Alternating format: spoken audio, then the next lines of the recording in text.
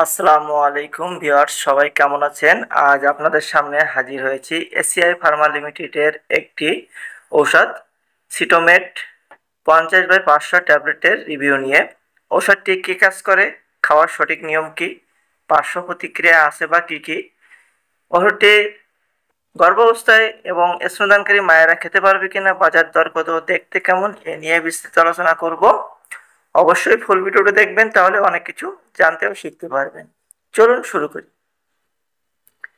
এই ওষুধটি মূলত টাইপ 2 ডায়াবেটিস রোগীদের গ্লুকোজ নিয়ন্ত্রণের জন্য ব্যবহৃত হয়, অর্থাৎ যারা খাদ্য নিয়ন্ত্রণ করেন, পাশাপাশি ব্যায়াম করেন, কিন্তু গ্লুকোজ নিয়ন্ত্রণ হচ্ছে না, তাদের ক্ষেত্রে এই ওষুধটি খুবই খুবই খুবই ভালো কাজ করে থাকে।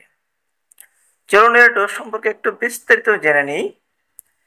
রোগীদের বর্তমান চিকিৎসা নির্দেশনা, কার্যকারিতা এবং সক্ষমতার ও সহনশীলতার উপর নির্ভর করে এই ট্যাবলেটের মাত্রা রোগীভেদে আলাদা হতে পারে, যেখানে এর নির্দেশিত সর্বোচ্চ দৈনিক মাত্রা 100 মিলিগ্রাম সিটাগ্লিপটিন এবং 2000 মিলিগ্রাম মেটফর্মিন।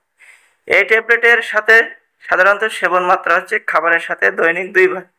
প্রয়োজন হলে ধীরে ধীরে মাত্রা বাড়ানো উচিত, যাতে মেটফর্মিনের কারণে পরিপাকতন্ত্রের পার্শ্ব প্রতিক্রিয়ার মাত্রা কমানো যায়। অর্থাৎ যাদের গ্যাস্ট্রিকের বেশি সমস্যা হয় তাদের ক্ষেত্রে সেবন না করাই ভালো। ডায়রিয়া, বমিভাব, বমি, বদহজম, মাথা ব্যথা, পেট ফাঁপা প্রভৃতি পার্শ্ব প্রতিক্রিয়া দেখা দেয় এই ওষুধটি সেবনের ফলে। তবে খুবই কম মানুষের ক্ষেত্রে এমন পার্শ্ব প্রতিক্রিয়া হয়ে থাকে। যদি আপনার ক্ষেত্রে এমন পার্শ্ব প্রতিক্রিয়া হয়ে থাকে, তবে অবশ্যই আপনার ডক্টরকে অবহিত করবেন।